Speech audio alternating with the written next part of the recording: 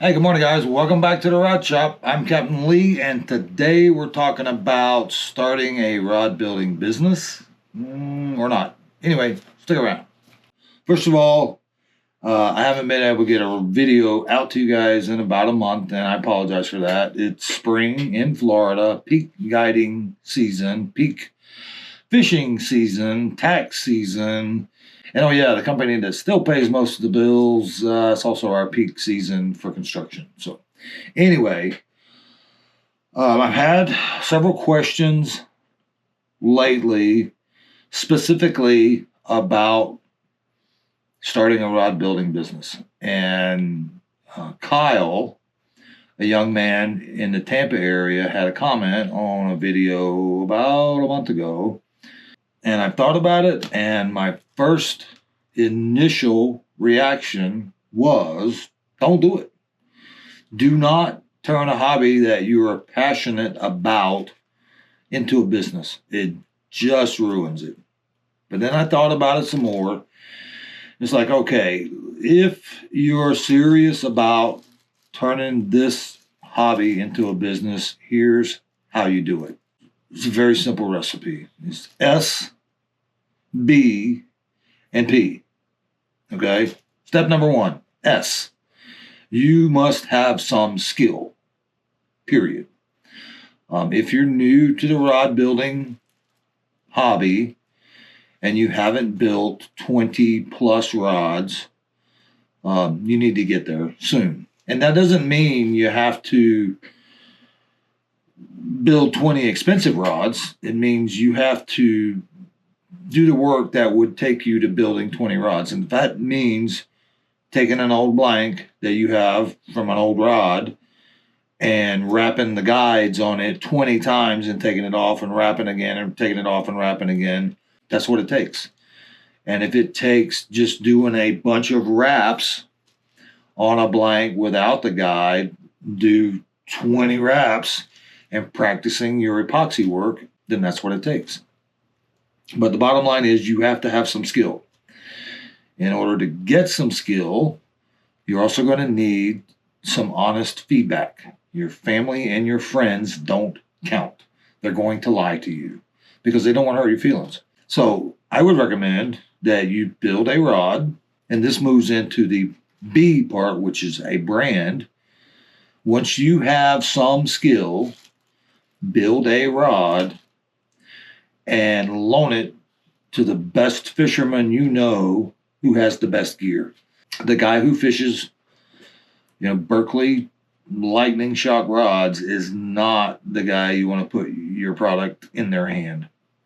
When it comes to building a brand, you have to know who the clients are for that brand. And it is not the guys who bargain shop for rods.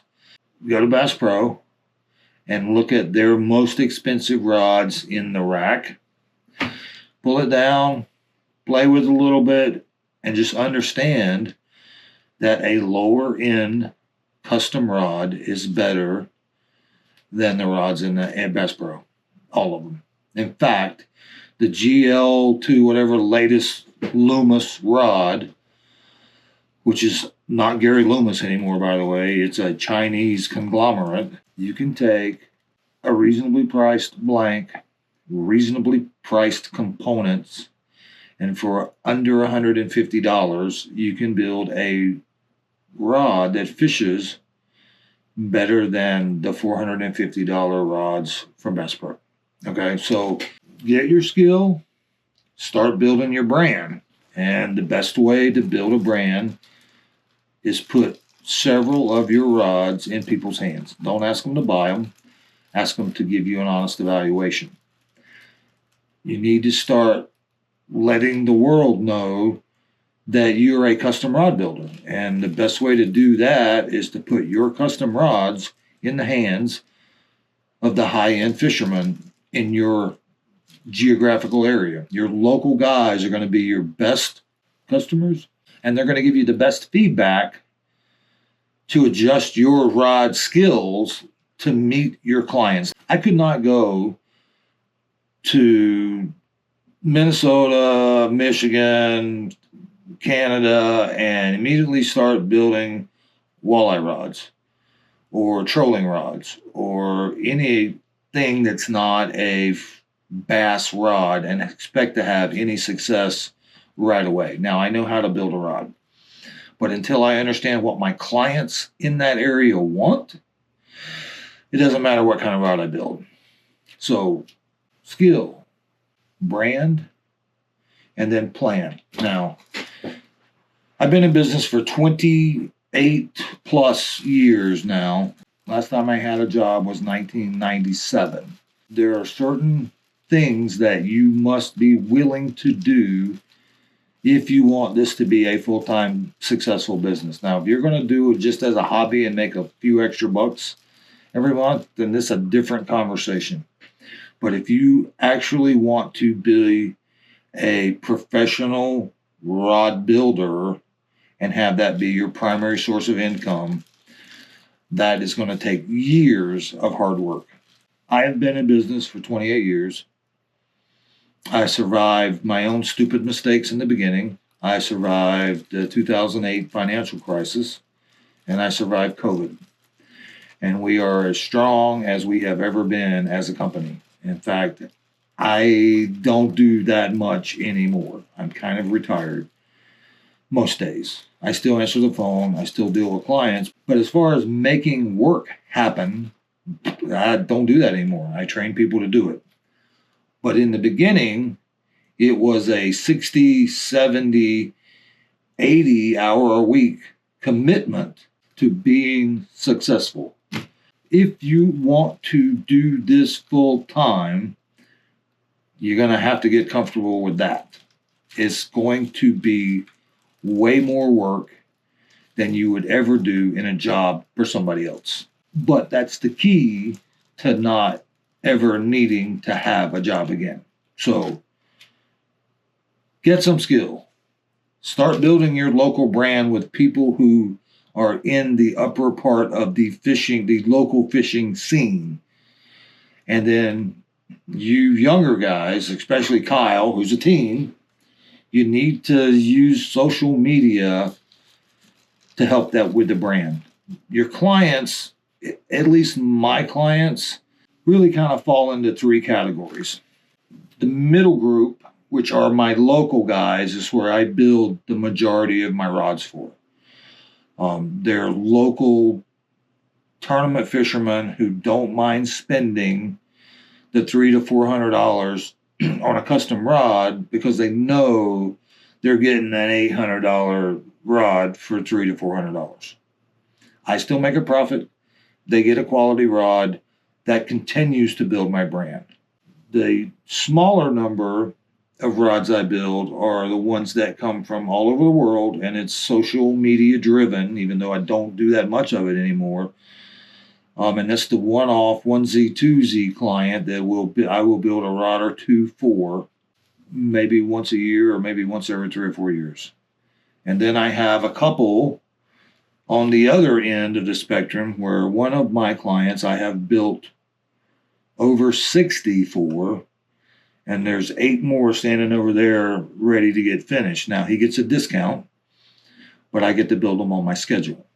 So I use those as fill-in when I have nothing else going on. But that's the one in 10,000, the crazy client, which the first time he called me, I actually hung up on him because I thought he was nuts. Turns out he is nuts, but he's just nuts about fishing. You have the onesies and twosies that are going to come in from your social media marketing, but by far, at least in my experience, the bulk of your rods are going to be built from for your local community. And the best way to do that is build a few that are high quality, not super expensive, but high quality, and put them in people's hands. Don't ask them to buy them. Ask them to fish them for a couple weeks and give you an honest evaluation. And then take that feedback and build more rods. By doing that, you will start to develop a reputation just in casual conversation about the quality of your rods. They'd be like, hey, man, this kid's building these rods, and man, they're super light or whatever. Thinking about buying one, and his buddy says, oh, yeah, let me try that. If you put rods in people's hands, they buy them. Absolutely. If you put good rods in the right people's hands, they buy them. Like I said, if you loan a rod to a guy who first thing out of his mouth is, I'd never spend that much on a custom rod, he is not your client. Don't. The conversation is over at that point. Let him fish it, get it back for him, thank him for his input, and don't ever think about that guy again. Because he will never buy a custom rod. He doesn't see the value in it. If you put them in the right people's hands, they will see the value. And even if they don't buy a rod from you, they will talk about that rod to everybody they know. So, get some skill. Start building a brand. Get a plan. Now, the plan has got to involve how much money you're willing to invest in your business at the moment, and how long you're willing to reinvest your profits from the business back into the business. The other part of that plan is, how much time are you willing to devote to this specifically? Not when you're thinking about it. How much time are you going to put in a rod shop? How much time are you going to put in hanging around local bait shops and places where people fish, handing out business cards? There's a whole video basically on how to market yourself locally that I could do, but it's basically this. You need to smile, you need to talk about fishing, and you need to hand them a way to contact you. I have business cards printed for myself and for Nathan, and we get more work than we can do. We get more work than I want to do as far as rods. In fact, I don't build any rods for new clients anymore. All of my rods that I personally build are for my repeat customers, maybe a referral. Nathan builds the majority of the production rods in this shop. I help out with some handle design and the overall design, but he's the builder, and he's out there marketing, and he's trying to turn this into his second career. So anyway, skill, brand, plan, and just be committed. It's not going to happen tomorrow. I started building rods because I couldn't afford anything. I couldn't afford nice rods. So I started building them for myself. And then I started building them as presents to my friends and family, and I got better. And then I started building them and doing what I said. I would just loan them out. And if you put your rods in the right person's hands, it takes really just one to see the value in your rod. If he's well placed in the fishing community, you got a business rocking and rolling. So to sum up, you have to be committed. You have to have some skill. You have to be willing to build your brand. And then you need to make a business plan with real dollars and real time and stick to it. So that's all I got. I got to build a few things.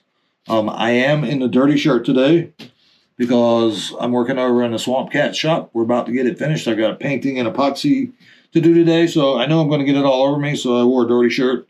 I will get back to putting out regular rod shop videos as soon as I can. We got another month on season here, and then things will slow down, and I'll get back to talking to you guys maybe weekly. The goal is at least every 2 weeks to get you guys a video. I do appreciate the community, and I try to feed you guys with as much information. One thing I could use, though, is give me some more video ideas down in the comments. Put them there. And that helps me come up with, what I want to talk about, because I want to talk about what you want me to talk about. So let me know what that is. Anyway, that's it. Thanks for watching, guys. I'll see you next time.